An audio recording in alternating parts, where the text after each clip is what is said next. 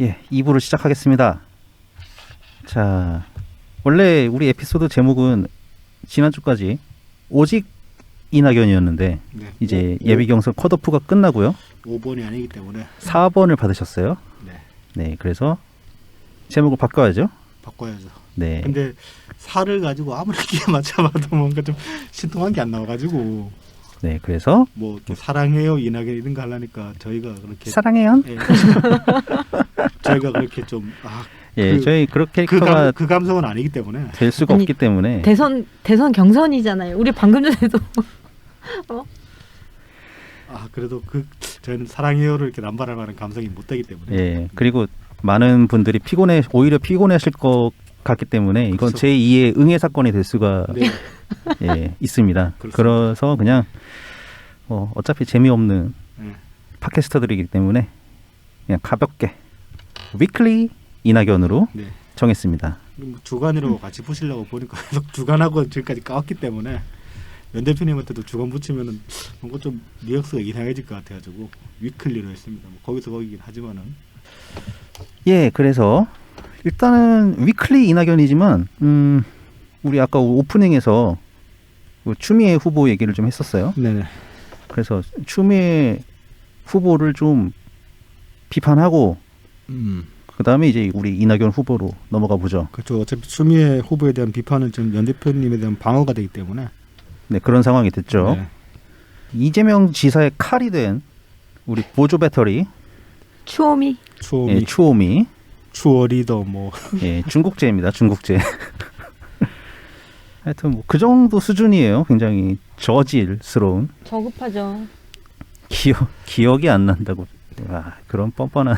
저 정말 아니 텔레비전 보면서 토론회 보면서 쌍욕을 할 일이 뭐가 있어요, 진짜.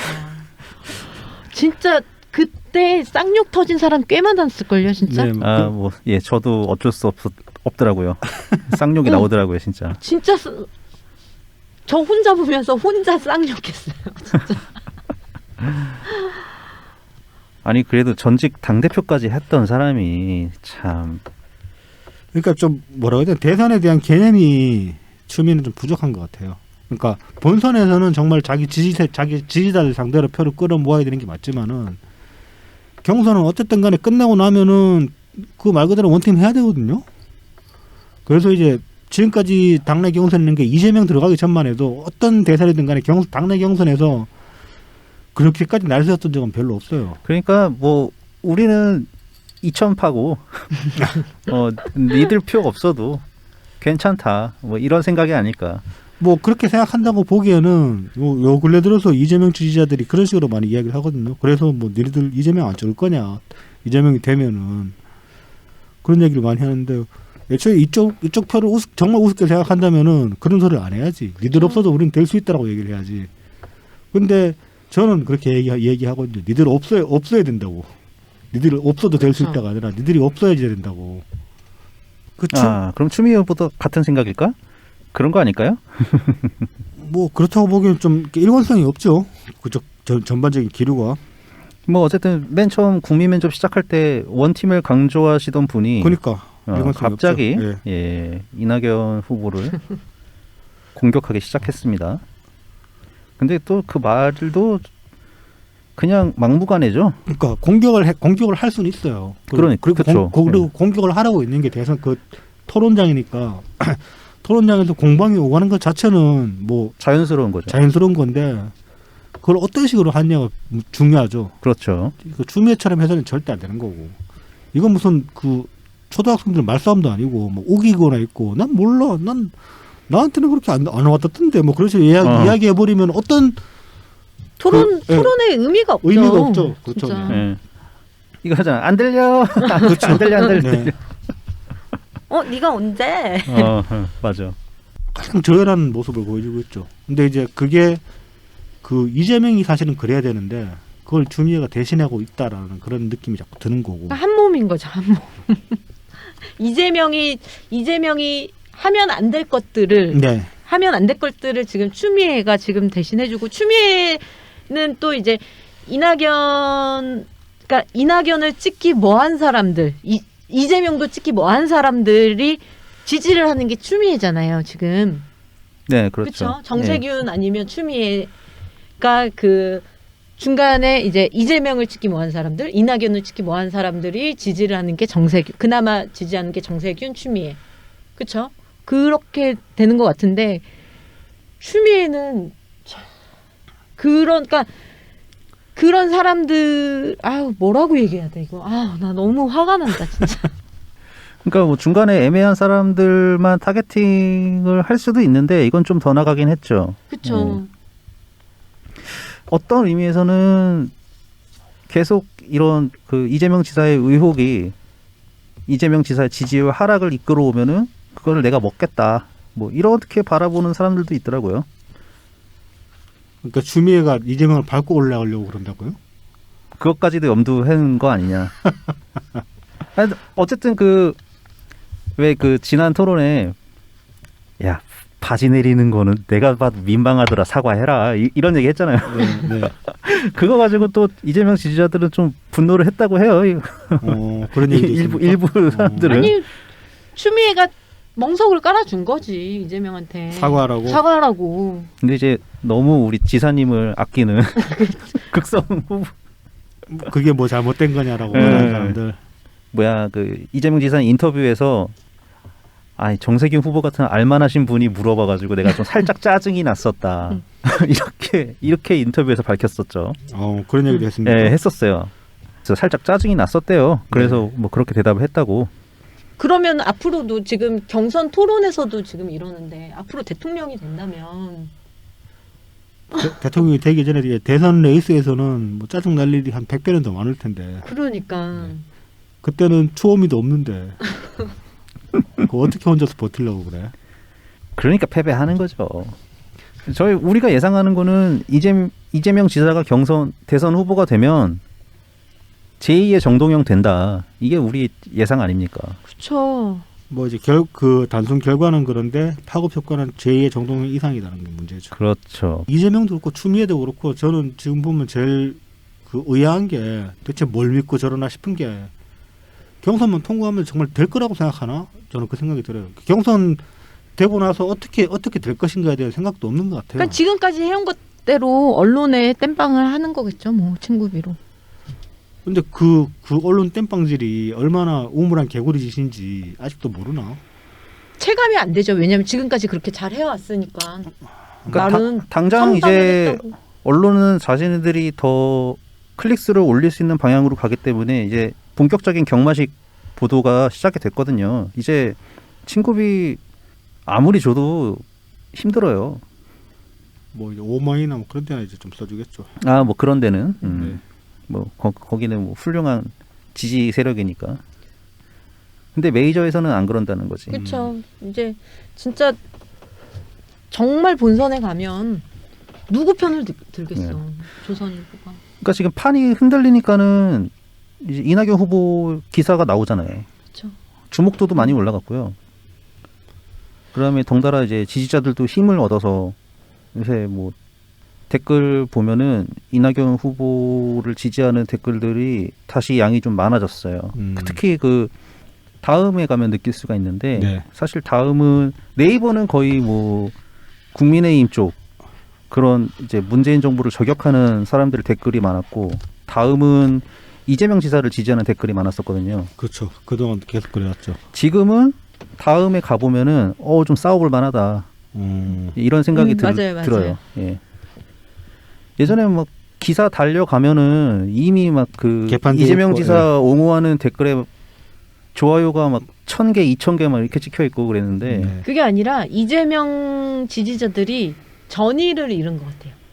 좀 그러니까 숫자적으로도 댓글 수가 많이 줄었고 맞아 댓글도 많이 줄었고 좋아요 개수도 또 한 많이- 반토막 난 것 같아요. 반토막, 그러니까- 이제 한 1,000개 수준?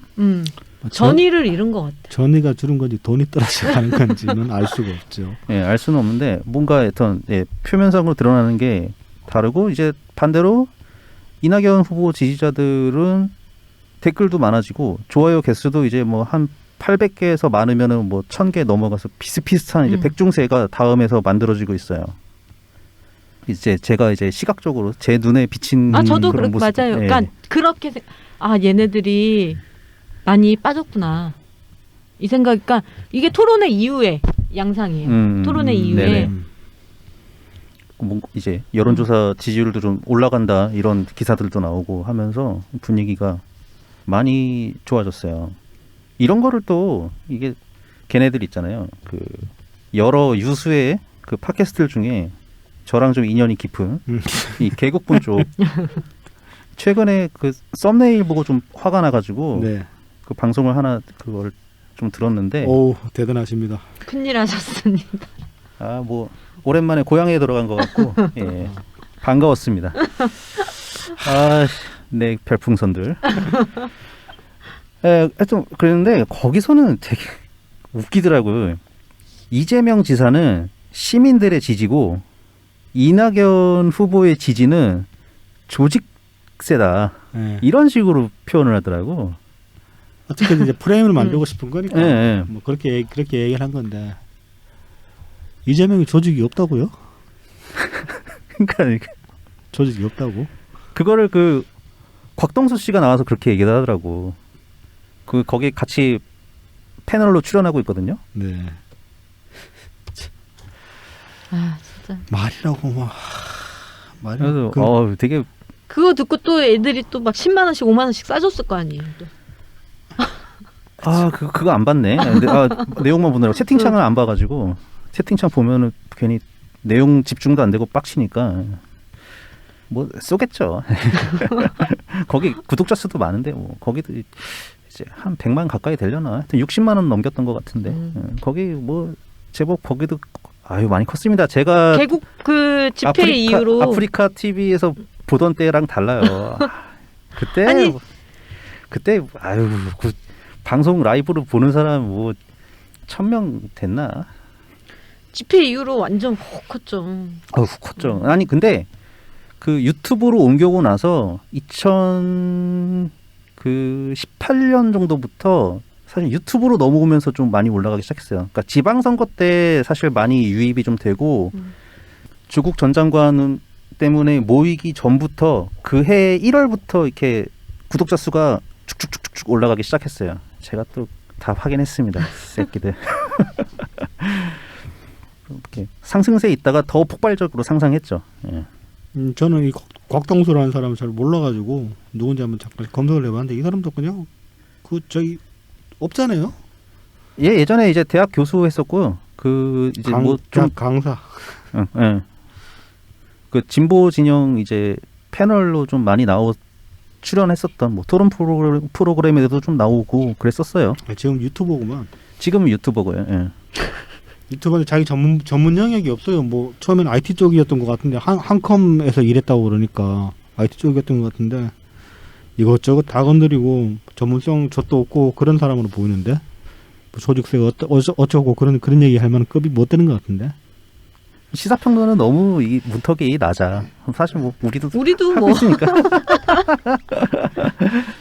낮긴 낮아. 뭐 그러니까 입만 있으면 누구나 할 수 있는 거는 맞는데 다만 자기를 평론가로 포장하지는 말자는 얘기죠. 이 사람도 평론가라고 하고 있으니까 시사평론가라고 스스로를 얘기를 하고 있으니까 그래서 하는 얘기입니다. 안 쪽팔리나 그렇게 얘기하면. 뭐 어쨌든 그거를 너무 당연한 얘기인 듯이 하고 지나가고 뭐 당연히 한 팀이니까는 모두 그냥 그 부분을 가지고 지나가더라고요. 그러니까 이런 식의 지금 곽동수의 말이 제가 지금 화가 나는 이유는 뭐냐면은 이재명 지지하는 사람도 시민이에요. 이재명 지지하는 사람도 시민 맞고 이낙연 지지하는 사람도 시민이에요. 조직세 이런 식으로 이야기하면 이재명 지지하는 쪽에 과연 조직이 없습니까? 조직 존나 많은데. 그럼 이재명계 의원이 몇 명인데. 아니 그리고 그렇죠. 그 사이에 만든 또 조직이 몇 개인데. 그렇지. 그 이낙연 캠프에는 조직이 있는 조직 있죠 물론. 그러니까 어느 쪽에도 조직이 있고 어느 쪽에도 시민이 있습니다. 근데 한쪽은 시민이고 한쪽은 조직이라고 이야기하는 거는 시민들 사이를 편을 가르는 거예요. 이 말을 좀 더 독하게 하면은 작전 세력 이야기가 나오는 거예요. 그러니까 그런 의도로 하는 것 같더라고요. 그러니까 이 평론가라는 새끼들이 제일 문제가 되는 게 사람들한테 분열을 조장하는 말을 계속 하고 있어요. 지들 돈 몇 푼 벌겠다고. 이지랄 해가지고 돈을 뭐 수십억 수백억 버냐 그것도 아니야. 푼돈 몇 푼 받으면서 이따위로 씹으리고 사람들 지가 뱉어가지고 거기에만 대가에 비해 가지고 세상에 끼치는 해가 너무나 큰 거예요. 아니죠. 나중에 영광을 위해서 이재명이 대통령 되면 이재명 대통령 되면 얘들 챙길 여력 없어요. 어차피 돈은 김어준이 다 먹게 돼 있어요. 밑에 줄 서 있는 놈이 한두 놈도 그러니까 아닌데. 그러니까 그런 것도 이제 한 가지의 자기의 희망 사항이 되는 거겠죠. 그 잘 나가는 이동영도 지난 총선 때 삐져나갈 판이었는데. 그러니까 이 곽동수의 이 말은 돈 10,000원 뺏겠다고 사람 죽인 거나 다를 바 없는 거예요. 호도하는 거죠. 호도하는. 이게 정말 그 칼이 되는 말이고 독이 되는 말이에요. 이따위 말들이. 그러니까 제발 씨발 좀 함부로 혀 좀 굴리지 말자. 나 오늘 욕 좀 해야겠는데 좀 너무 빡쳐가지고 욕을 안 할 수가 없는데. 아 이러라고 한 얘기는 아니었는데. 이러지는 말자 진짜 말로. 말로 호도하면서 음해죠 네. 이거는. 그러니까 너희들 지지하는 정치인 지지하라고. 사람들 사이를 함부로 편가르고 이따위로 한쪽을 매도해가지고 다른 뭐 적대시한 것까지 싸움 파니까 어차피 적대시할 수 있어. 근데 상대방을 나와 다른 존재, 나와 다른 뭔가인 것처럼 그렇게 자꾸 만들지 말라고. 근데 얘네들이 하는 워딩들을 하나하나 다 따지자 보면 다 이런 식이에요. 그러니까요. 응. 우리는 뭐고 너네는 수박. 우리는 적폐를 위해서 싸우는 사람, 너네는 적폐. 민주당 180석 무용지물 만든 사람 이낙연. 곽동수라는 이 인간도 뭐 나름대로 배우고 했다고 지금 거드름 피우고 있는 거 아닙니까? 뭐 대학에서 뭐 외래 교수도 하고 했네 보니까. 푼돈 몇 푼 벌겠다고 사람들 사이를 이렇게 분열을 조장을 합니까? 이게 지식인이에요? 이게 평론가야? 그렇죠. 대학 강사 정도 됐으면. 부끄러운 좀 알라고. 사람들 사이에 저는 제가 김어준에 열받은 이유가 얘가 아닙니까? 사실은. 그렇죠. 옛날에도 사람들 사이에는 계속 싸워왔어요. 그리고 뭐 학생 운동을 해도 프락치 논란도 있어왔고. 하지만 사람들 사이에 불신이 이렇게까지 심해진 거는 낙검수 이후입니다. 이명박 때의 낙곰수 네. 이후. 예. 이명박 때의 낙검수도 그때부터 어떤 얘기를 했으면 뻑하면 작전 세력 같은 이야기를 해가지고 게시판에서 싸움만 나도 옛날에는 게시판에서 싸움 나면 서로 머리채고 그냥 싸우고 말지. 저 새끼 뿌락지 하냐 그런 식으로는 생각 안 했다고요. 그런데 낙검수 이후로는 그런 식의 음모론적 사고 방식들이 조금씩 자리 잡으면서 서로 상대방을 의심을 하는 거예요. 저거 어디 다른 데서 여기다가 이제 심어놓은 밀정 아니냐 뿌락지 아니냐 그런 식으로 결정- 너 국진당 아니야? 네. 아니 결정적으로 키운 게 그 김어준 씨가 김어준이 그 중국 이야기하면서 그러니까 중국 댓글 알바. 그 작전 세력 이야기는 네. 이제 근래에 나온 건데 그 이전부터 삼성에서 돈 받은. 계속 그 이제 김어준이 의도를 했든 안 했든 간에 사람들 사이에 불신을 빌드업을 시켜왔어요. 계속 이렇게 조금씩 더 키워왔다고. 그러다가 이제 말씀하셨던 그 작전 세력론에서 그게 2018년이었습니까? 17년이었습니까? 그때 그 작전 세력 이야기를 꺼내면서 확 터져버린 거죠. 2018년이었을 겁니다. 네. 지방선거 앞두고 나서. 한참 시선 전에. 예. 그래서 뭐 그러니까- 빈 댓글 달기 뭐 이런 거 하고. 이동영이 똥파리 소리한 것보다 이 작전 세력 한 소리, 작전 세력이라고 말한 게 훨씬 악의적인 거예요. 똥파리는 그냥 상대방에 대한 비하 멸칭이니까 그 거리를 떨어뜨려 놓고 보면 둘이 서로 싸우는데 한쪽 욕하는 수준인 거예요. 저쪽 수준이 저열하다 그 정도까지 표현할 수 있지만은 최소한의 사람들 사이에 불신을 조정하지는 않는다고. 똥파리라는 말조차 적대감을 더 키울 수는 있지만 적대감하고 불신은 다르잖아요. 불신은 말 그대로 정말 사람을 못 믿게 되는 거니까 이건 정말 다른 문제예요. 근데 작전 세력이라는 거는 옆에 사람을 못 믿게 만들어버린 소리예요. 그리고 이 시민 세력, 조직, 이 이분법 이것도 마찬가지예요. 옆에 사람 못 믿게 만드는 말이라고. 그러니까 이런 말은 이 말이 얼마나 독인 줄도 모르고 지금 뱉는 거예요. 이 새끼들은. 저도 생각 없는 거야. 이러면 안 돼. 그러니까 그러니까 순진한 사람들도 나랑 생각이 다르면 너 작세. 그렇죠. 지금 만연해 있잖아요. 너 나랑 생각이 다르면 너 국진당이지. 뭐 뻑하면은 중국 뭐 파교 아니냐 그런 얘기도 하고. 그러니까 이 말에 독을 푼 인간들은 책임을 어떻게 지려고 그러는지. 뭐 안 지겠죠. 죗값을 물어야 아니 돼요, 몰라요. 진짜. 걔네들은 네. 그러니까 이 죗값을 물어야 이렇게 돼. 심오한 게까지도 걔네들은 죗값을 치르게 해야 물기 돼요. 전에 일단 좀 망해야죠. 망하고 손가락질 당하고 평생 그걸로 어디 가서 고기도 못 들고 다니게 만들어야 돼요. 최소한. 네. 뭐 잠시 이제 빡쳐가지고 옆으로 좀 빠졌는데. 네, 추미애 얘기하다가 네. 뭐 무리를 일으켜서 죄송합니다. 예, 제가 괜히 그걸 들어가지고 그렇습니다. 저는 추미애 난 어저께 그 기자회견 전남도청인가요? 전남도청에서 네, 했었다. 광주를 방문했었죠. 나는 당 대표로서 점수는 빵점. 음. 여기에서 네, 이전 대표에 대한 검증은 아직 시작도 안 했다고 할 수 있다. 네, 나는 이거 들으면은 나는 그 추미애 그 탄핵 생각밖에 안 나요, 진짜로. 노무현 대통령 대통령, 탄핵 때 탄핵 사유는 줄여도 책으로 만들 정도. 음. 아니 어조가 비슷하잖아요. 같은 맥락 아닌가? 같은 맥락이죠. 그렇죠. 네. 그러니까 이 사람을 비난을 하기 위해서 내가 이 사람을 비난하기 위해서 그 했던 워딩이 똑같은 거잖아요, 진짜. 그 추미 나의 정당성을 나는 이 정도로 알고 있다. 그래서 나는 이 사람을 비난해도 돼.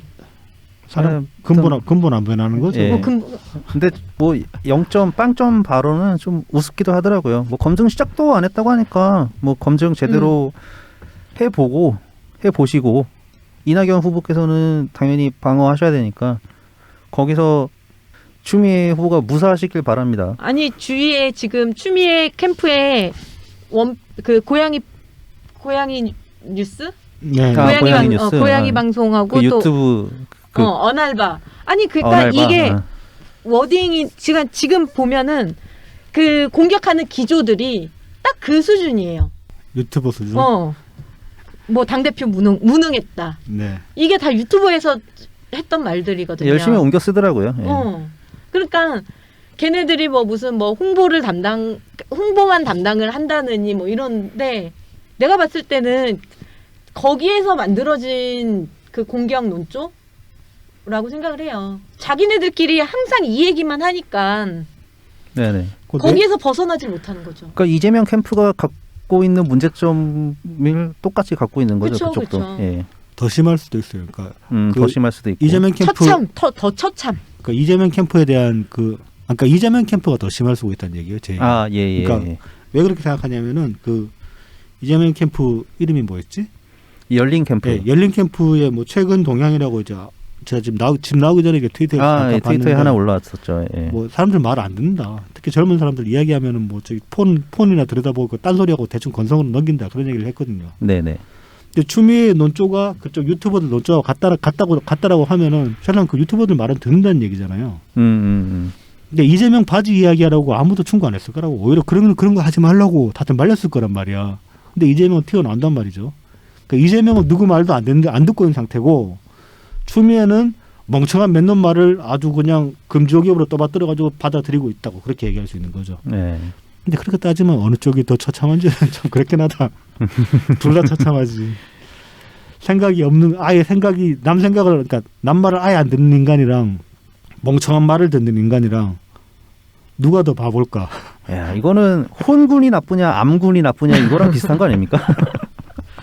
둘 다 안 된다. 그러니까 둘 다 돼서는 안 된다. 뭐 그렇게 얘기할 수 있겠죠. 추미애 후보에 대해서 더 보태실 말씀 있으십니까? 또 뭐 대통령 머리채 잡은 거. 아, 네. 대통령님께서 그 기가 차셨다. 법무부 추미애 후보가 법무부 장관 때 그 보고서를 드리니까는 기가 차다고 말씀하셨다. 기가 차하셨다. 아, 기가 차하셨다니까? 그러니까 이거는 정말 추상적인 거예요. 내가 이 물건을 어떤 시점으로 보느냐에 따라서 그렇죠. 네. 감상적이 될 수도 있고. 네. 근데 이제 청와대에서 그 나온 워딩을 보면은 추미애 후보가 기가 차다라고 하셨다는 것 같고 이제 그래서 청와대에서 대통령 발표가 있었죠. 대통령님께서 그런 성정이 아니시다. 예, 그런 성정이 아니시다. 그렇죠. 문구가 그런 식으로 말씀하실 분이 아니죠. 그러니까 속으로 기가 차 하실 수는 있지만은 그걸 절대 드러내는 분이 아니니까. 그러니까 기쁜 거는 표현을 하시는 분이시지만 분노나 이런 거는 눈빛으로만 전해 주시는 분이신데. 절제의 끝판왕인데 거의. 그러니까 대통령을 모르는 게 추미애고 그걸 또 이용을 해서 대통령이 가만히 있을 거라고 예단을 한 것도 추미애고. 그 워딩이 김종배 방송에서 나왔던가요? 그게? 추미애 네. 그때 아마 그 인터뷰어가 인터뷰에서 나왔던 물어봤을걸요. 그래서 정말 그 워딩으로 말씀을 하셨냐 그러니까 그렇게 말씀을 하신 건 아니고 기가 차하셨다. 기가 차하셨다 그런 식으로 주미애가 말을 돌렸거든요. 예. 말을 한번 돌렸군요. 네, 돌렸는데 그조차도 지금 청와대에서 부정하는 입장인 거죠.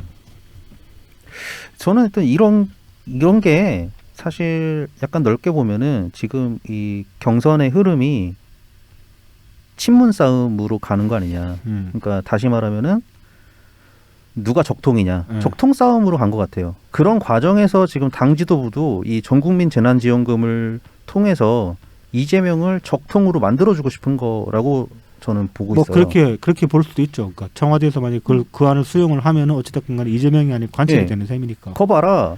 야, 대통령님께서 주시지 않았냐. 홍남기를 물리치고 이렇게 말하고 싶은 거죠. 그 대립구도. 예. 그래서 문재인 대통령이 이재명 후보를 인정하신 거다. 이 정책을. 아니죠. 그거를 이재명은 그거를 포장하고 싶은 게 아니라 대통령하고 싸워서 이겼다. 뭐 이재명 후보는 그렇게 쓸 수도 있죠. 그렇죠. 예. 그러니까 다각도로 해석이 가능한 얘기가 되는 거죠. 결과를 놓고 대통령한테 이겼다라고 그렇게 그러니까 사이다를 원하는 사람들한테 그렇게 말할 수 있는 거고, 그 다음에 그 대통령 지지층 입장에는 자기가 그렇게 그러니까 지금 말 만들기 나름. 그렇죠. 비씨님이 말씀하신 대로 어필을 하려는 거죠. 내가 적통이다라고. 그런데 대통령님 성정을 따지고 보면은 만약에 정말 그 전국민 지원금이 필요하다면은 진작이든 아니면 지금이라도 수용을 하시겠죠. 그 명분이 맞다고 생각이 되시면은 네. 그뿐이지 뭐 누구를 적통으로 인정을 해서 하고 그런 건 없는 거죠, 사실은. 네. 뭐 김부겸 총리가 최근에 얘기를 했죠. 여야가 합의를 해오면 뭐 정부는 들어줄 수밖에 없다. 그렇게 얘기를 했습니다. 그 전까지는 제발 맞춤형이 더 적절하다. 정부가 그래서 이 안을 만들어 온 거다. 추경안을. 그러니까 김부겸 총리가 꽤 그 디테일하게 말을 하지 않았습니까? 그 뭐 지역 상품권에 관해서도 이야기했던 것 같은데 효과 없다고. 그거는 전해철 장관이 얘기했습니다. 전해철 장관. 예, 전해철 행자부 장관이 이제 아직 입증된 거 없다. 지역 상품권의 효과에 대해서는 입증된 것이 없다. 아직 입증된 게 없다는 게 뭘 말하는 거겠습니까? 사실은 그게 거의 전면 부정이나 마찬가지인 얘기죠. 그렇죠. 지금 발행한 지가 몇 년이 지났는데 관련된 연구가 하나도 없었던 것도 아니고 지금까지 올라온 거의 공식적인 보고서에 따르면은 입증된 게 없다. 그러니까 효과가 없다. 뭐 꼴랑 경기연구원 뭐 이런데 그것만 좀 있어요. 국가기관이 아니니까. 굉장히 허접한. 그리고 하나 더 있구나. 경기연구원만큼 정말 똑같은 수준으로 허접한 게 국회 예산 입법기획처인가? 입법사무처인가? 예산기획처인가? 예산정책기획처인가? 뭐 거기서 이제 보고서 나왔는데 연구 방법이 똑같아요. 연구 방법이 똑같아가지고 아주 형편없더라고요. 추미애 이야기 이제 마치면서 박용진 이야기를 잠깐 해봅시다.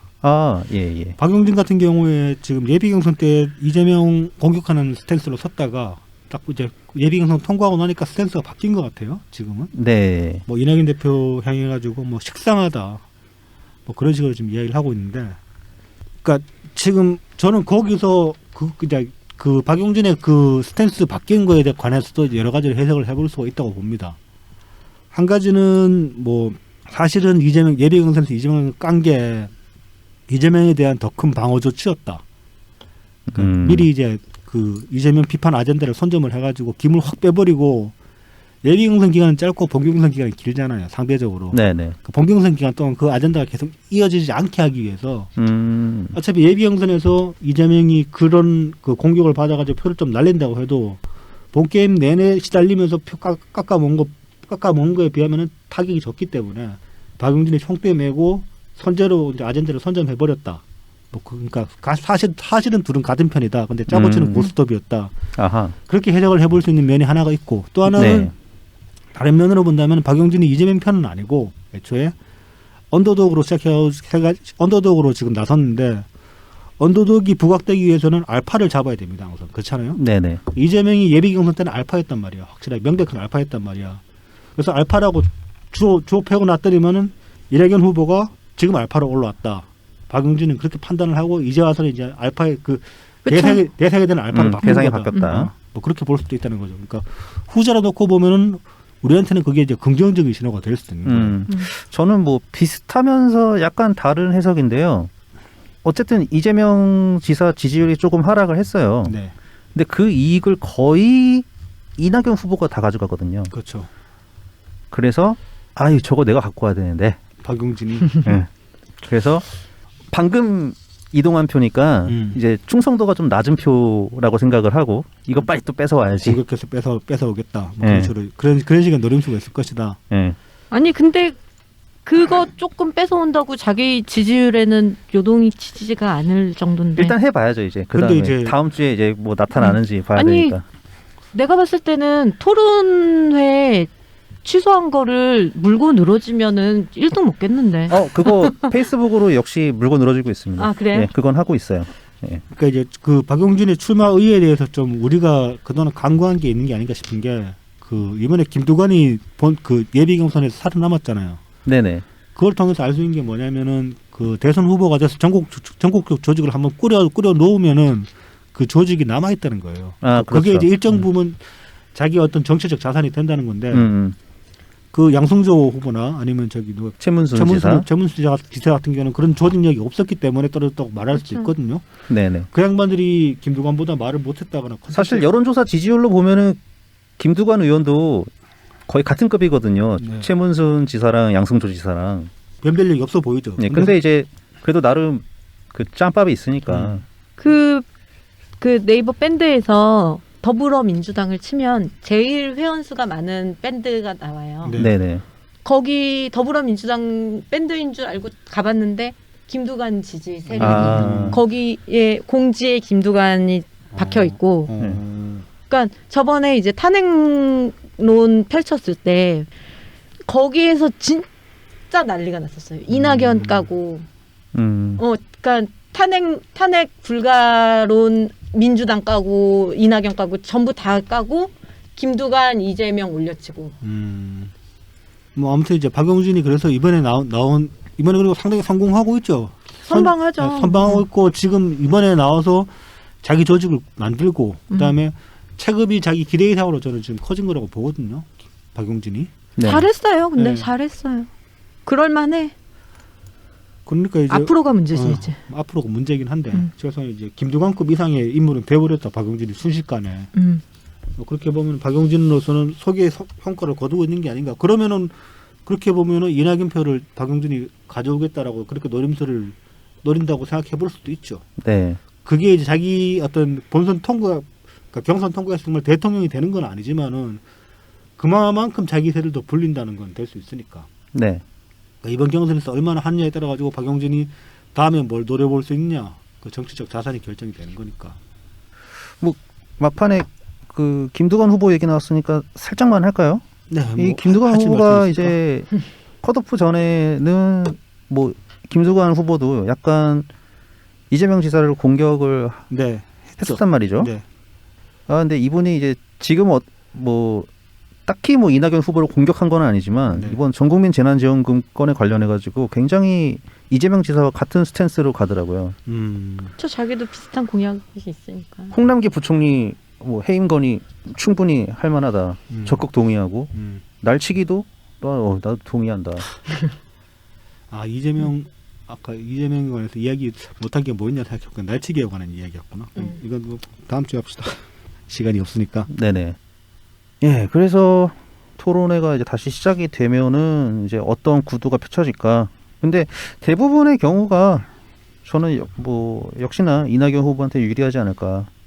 뭐 그럴 수밖에 없죠. 예. 이건 룰의 문제가 아니거든요. 네. 진짜 판이 뒤집어지고 있으니까 지금. 공방을 하면 할수록 방어하는 모습에서도 돋보일 수 있지 않을까 계속 이런 생각이 들고요.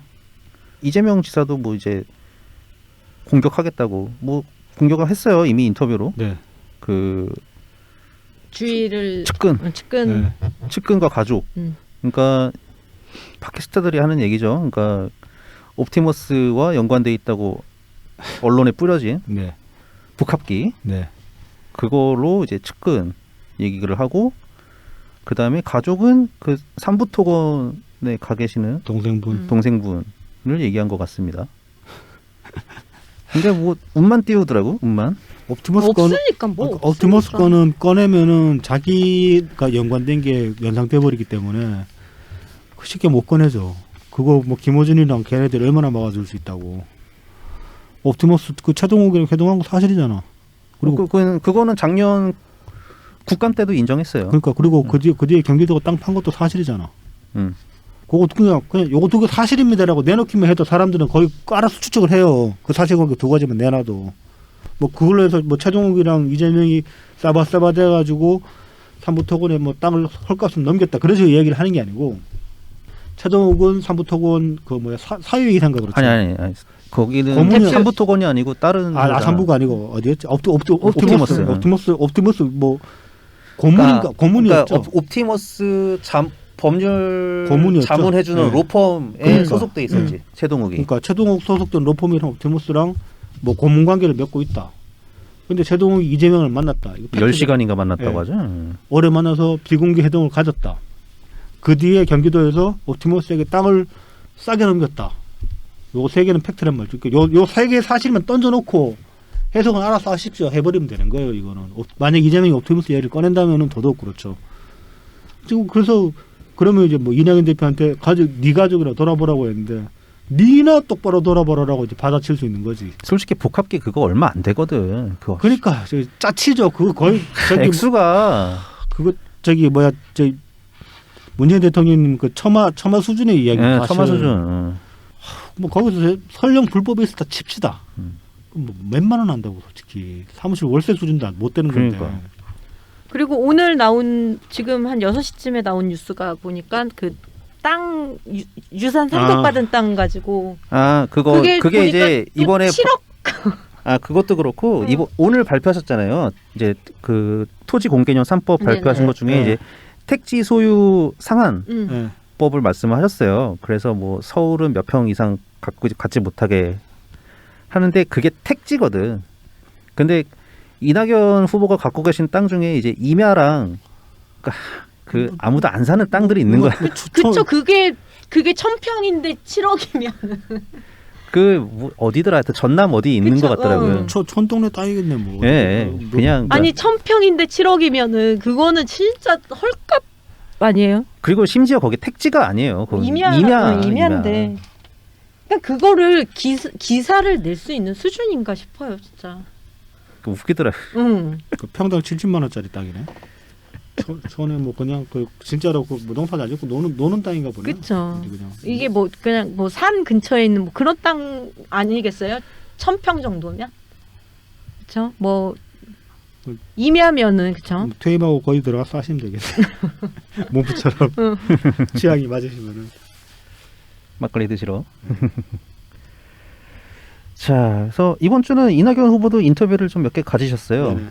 그래서 그 중에서 워낙 인터뷰를 하시면 일관성 있게 하셔가지고 KBS 인터뷰가 하나 있었고요. 네. 그 다음에 우리가 싫어하는 주진우 라이브에서 네.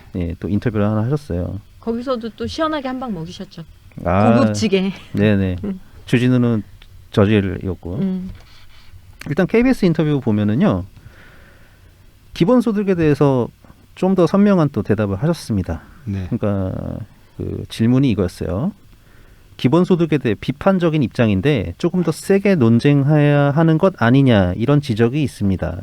이런 질문에 대해서 이 이낙연 후보께서는 말은 독하게 한다고 세지는 것은 아니죠. 그 정책의 문제점을 지적하면 되는 것이죠.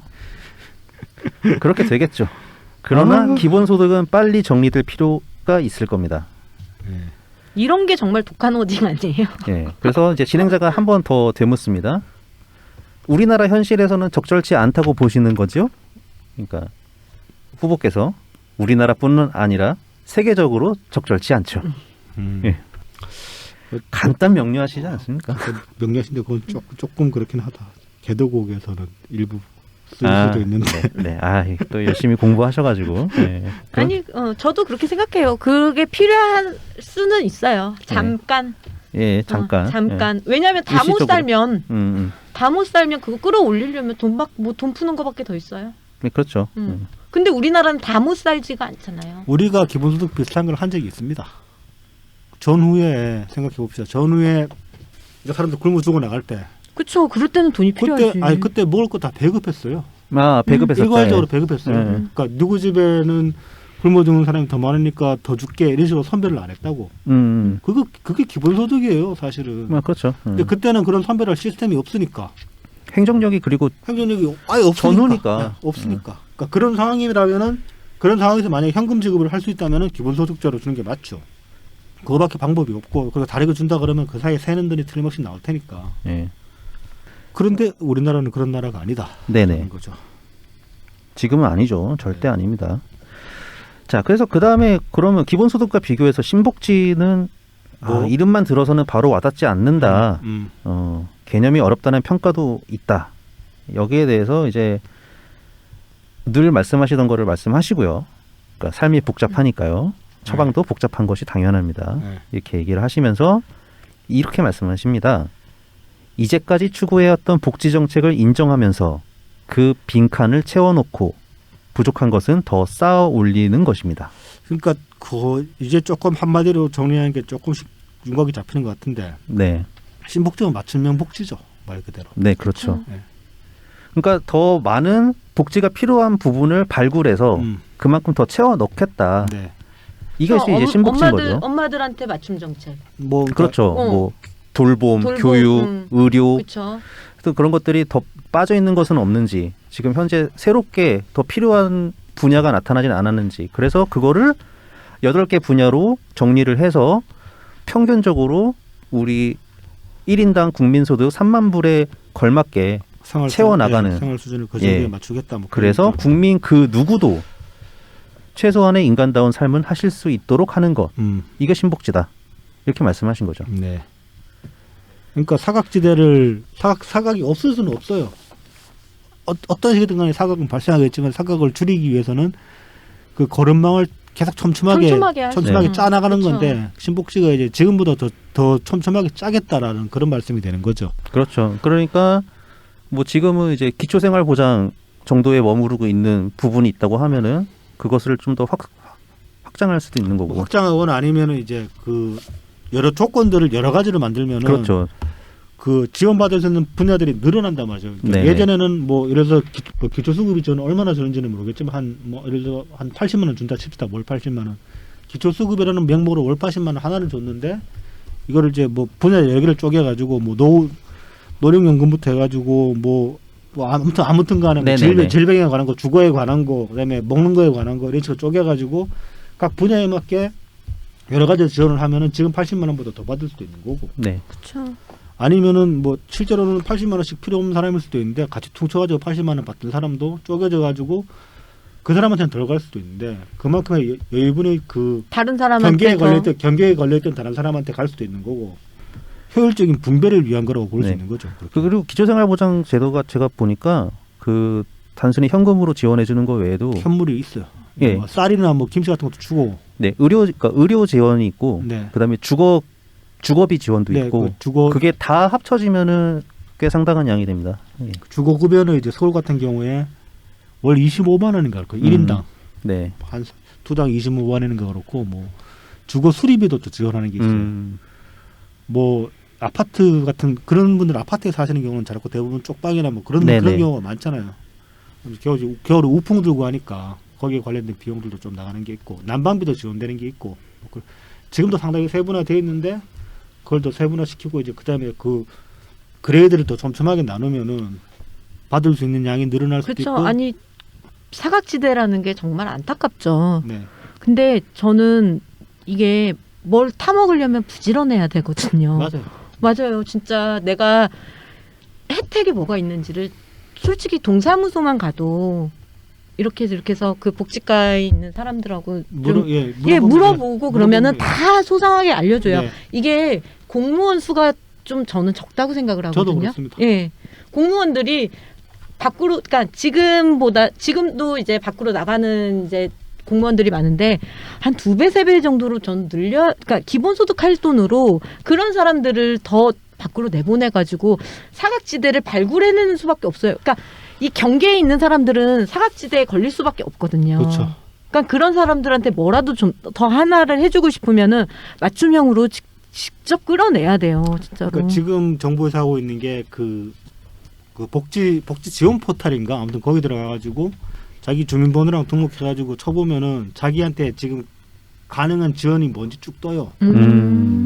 그런 사이트도 지금 구축이 돼 있고.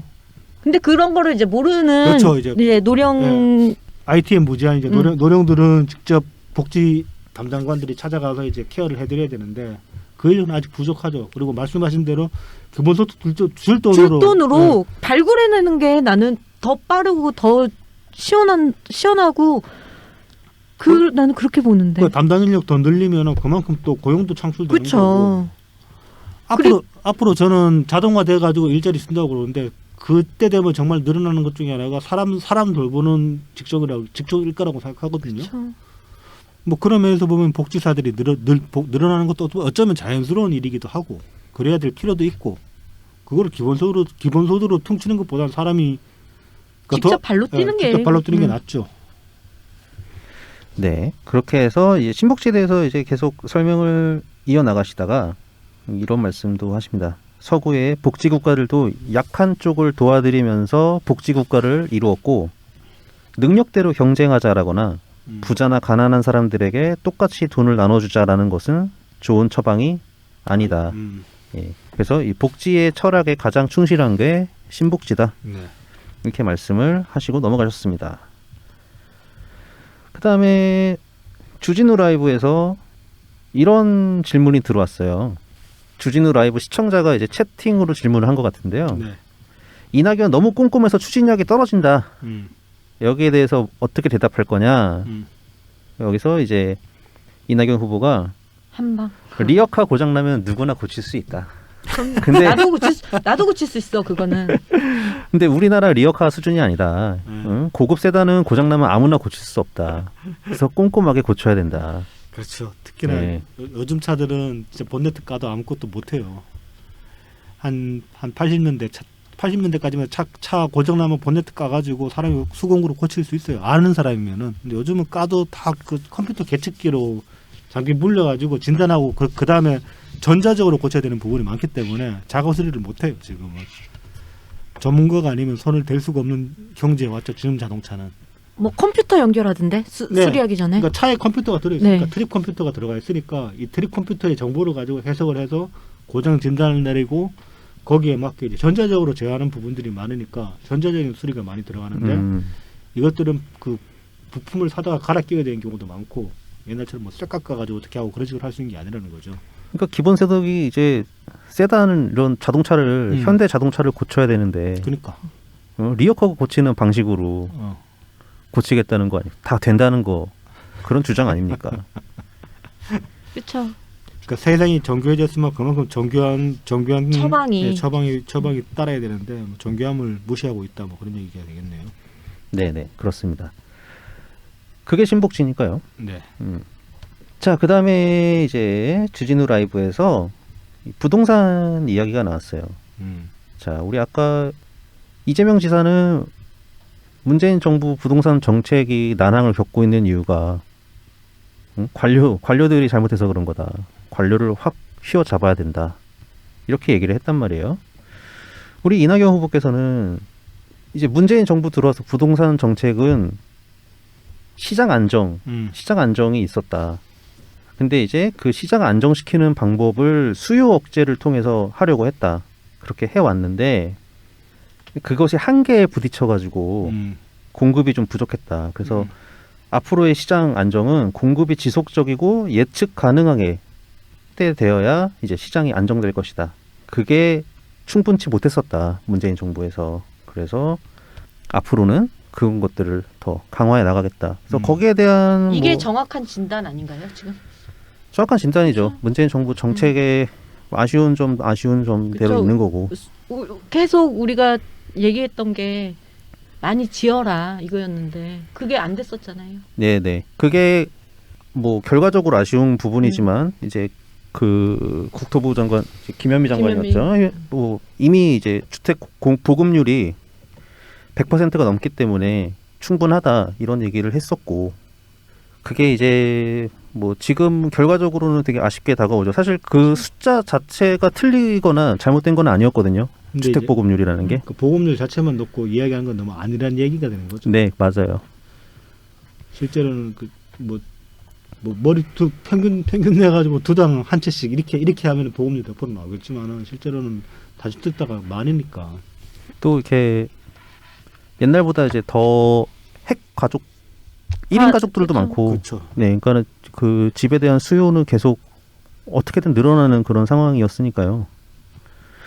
거기에다가 이제 사실 주택 가격이 조금 오르는 분위기가 나오면서 사람들이 약간 패닉에 빠졌다.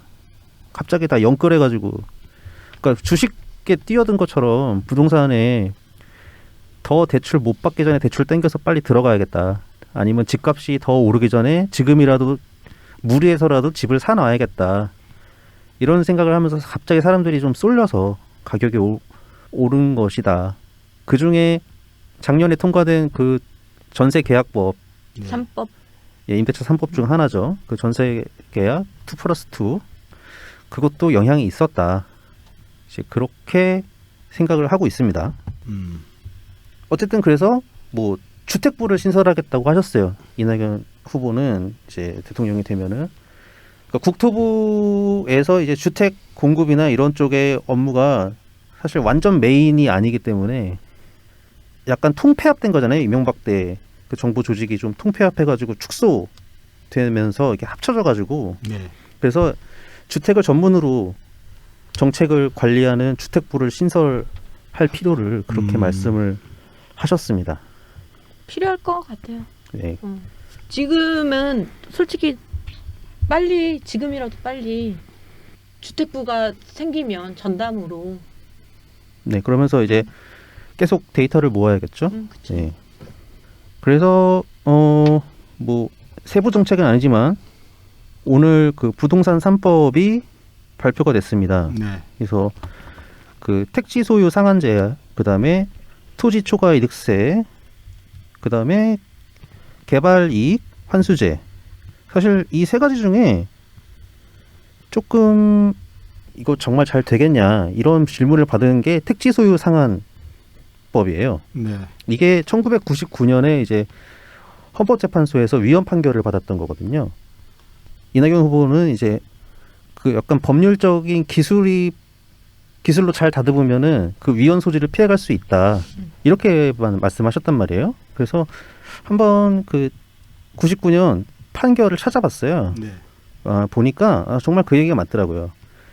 그 판결 내용 중에 이런 내용이 있습니다. 그 우리의 협소한 국토 현실과 공익 목적상 택지의 소유 상한을 정하는 것 자체는 합헌. 그러니까 택지의 소유 상한을 정할 수는 있다. 하지만 소유 상한으로 정한 200평은 너무 적은 면적일 뿐 아니라 일률적으로 이를 초과해 소유할 수 없도록 제한한 것은 헌법상 국민의 재산권을 지나치게 침해하는 것. 그럼 그것만 좀 풀어주면은. 네, 맞습니다. 네. 그래서 서울 기준으로 하면 서울과 광역시 기준은 이제 400평으로 제한을 하고 400평만 해도 엄청난 건데. 네, 5년 이상 실거주 할 경우에는 600평, 605평. 그 다음에 이걸 기준으로 이제 뭐 서울과 광역시 이외의 지역은 좀 더 많이, 그 외에 더 좁은 뭐 시군 단위 지역은 더 많이.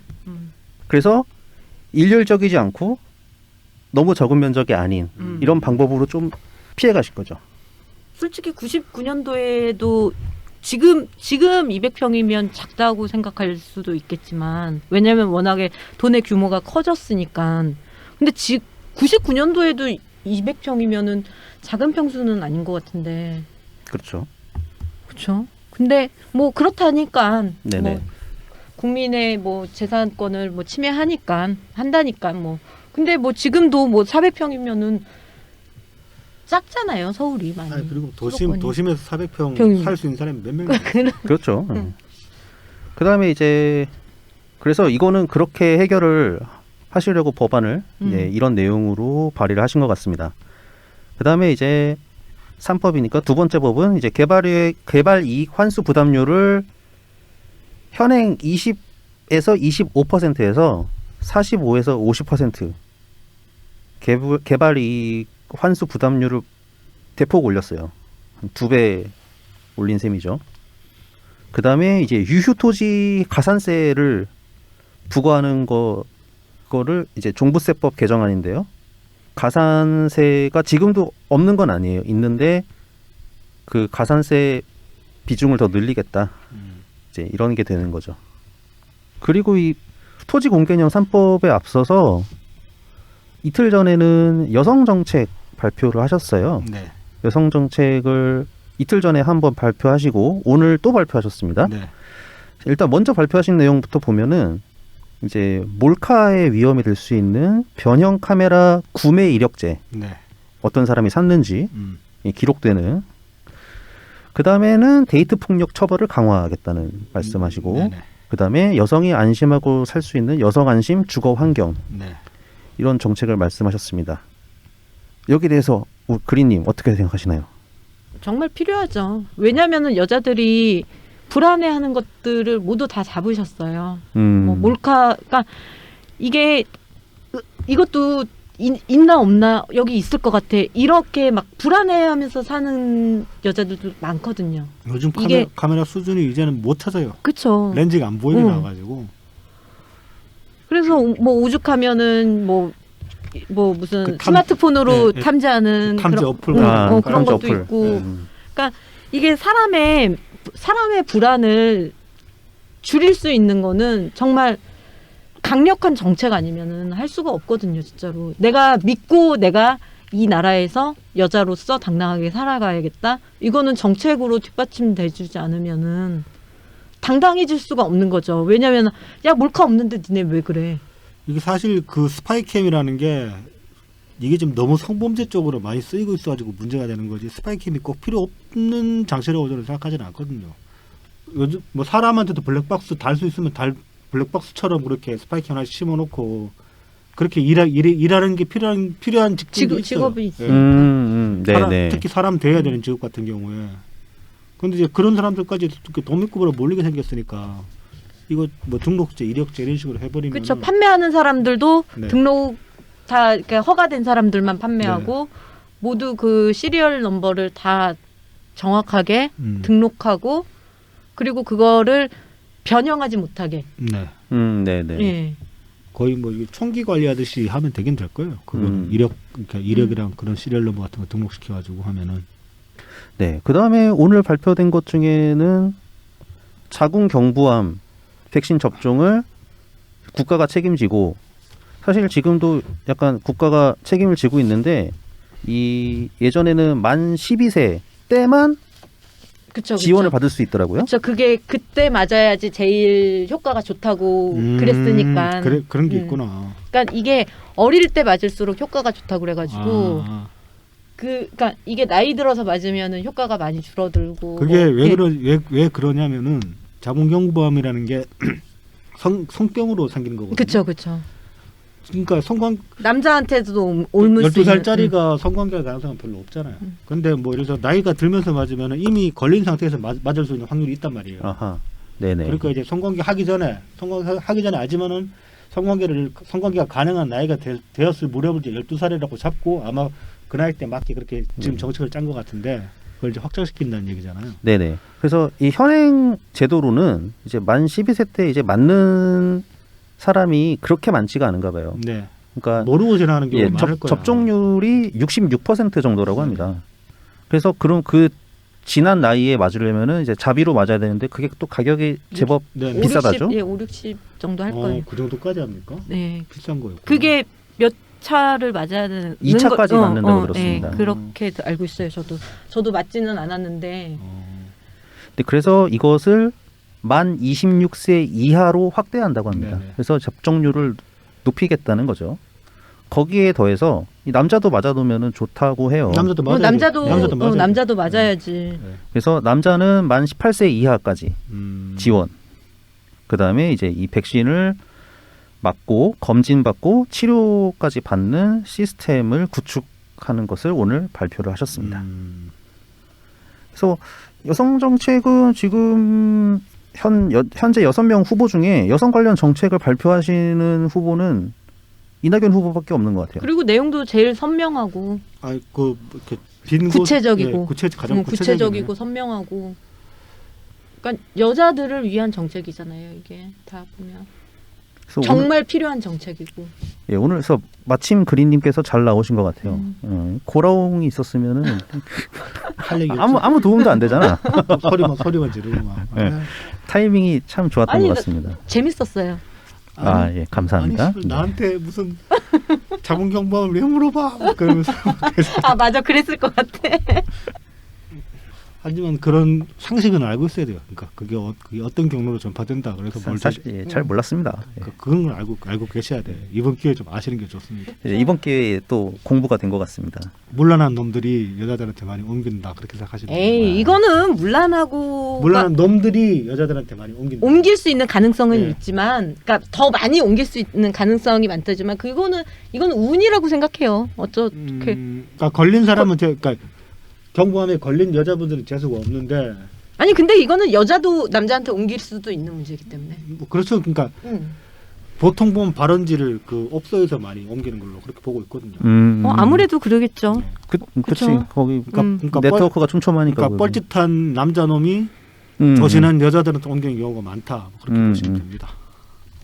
네.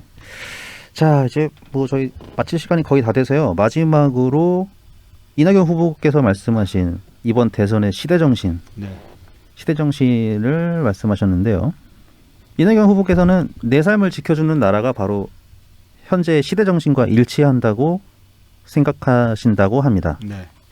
많은 국민들이 본인의 삶을 불안해하고 청년은 청년, 중년은 중년, 노년은 노년대로 삶을 불안해하는데 이런 삶에 대한 불안을 없애주는 것이 바로 시대정신이라고 생각하신다고 하고 그래서 신복지가 시대정신에 맞는 그런 공약, 방향이라고 생각하신다고 합니다. 네.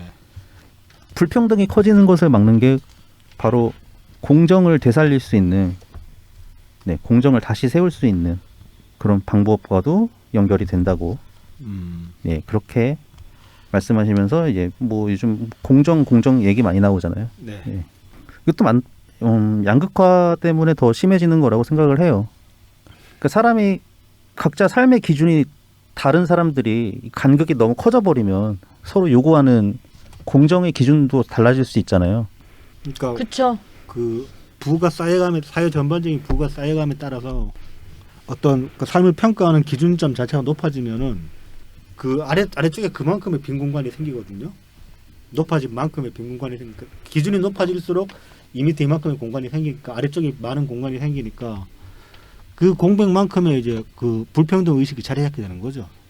네네, 그렇죠. 그러니까 다 같이 고만고만하게 살고 잘 살아봤자 뭐 나는 밥 한 그릇 먹는데 이 사람은 밥 1.5그릇 먹는 수준이다 이래버리면은 불만이 그렇게 크지 않는데 지금은 나도 밥 2그릇 먹는 수준까지 왔는데 저 사람 밥 6그릇 먹는 수준까지 가버리니까 오히려 이제 상대적인 거니까 과거보다 불평등을 그쵸. 더 크게 느끼는 거죠. 사실. 그게 맞는 것 같아요. 그러니까 제가 몇 번 말씀드렸지만은 사실은 그 절대적 빈곤은 극복할 수 있지만은 상대적 빈곤은 정말 맞아요. 맘먹게 달린 주관적인 겁니다. 네. 맘먹게 달린 거 그건 어떤 사회 전반적인 인식 전환이 있어야 되고 이거는 그 정부의 직접적인 지원 정책도 필요하지만은 어떤 캠페인 같은 것도 저는 필요하다고 보고 아무튼 다각도로 많이 그 전방위적인 그런 어떤 그 정책들이 필요하다고 봅니다. 지원 정책 하나로만 끝날 일은 아닌 것 같아요. 네. 이게 양극화가 심해지면 정부에서 정책을 세우기도 힘들어지거든요. 네. 사실 뭐 한국은행의 어떤 금리 정책을 봐도 주택 가격이 계속 오르고 이런 식의 자산 인플레이션이 이 상태로 계속 심해지면 금리를 올릴 수밖에 없는데 어쨌든 그러면은 금리가 올라갈 경우 서민들은 대출을 받기가 더 그만큼 힘들어지거든요. 네. 이미 대출 받은 사람들도 그렇죠. 변동금리인 그렇죠. 사람은 무너질 수밖에 없죠. 예. 이자 부담이 올라가니까요. 자, 이렇게 이낙연 후보의 시대정신까지 들어봤습니다. 녹음실 꽉꽉 채웠네요. 오늘. 솔직히 네. 너무 벅차요. 공약을 보면은 가슴이 벅차고 네. 기대가 되고. 네, 꼭 이런 공약을 실천하는 모습을 보고 싶어집니다. 맞아요. 연락이 싸워야죠. 연락이 예. 뛰고 연락이 싸워야죠. 일단 뭐 지금 여론조사의 분위기는 지지율 지지율이 변하는 분위기는 굉장히 추세가 좋습니다. 예, 그래서 계속 앞으로도 힘내고요. 네. 저희는 다음 주에 다시 찾아뵙겠습니다. 한 주간 또 건강하세요. 감사합니다. 감사합니다. 감사합니다.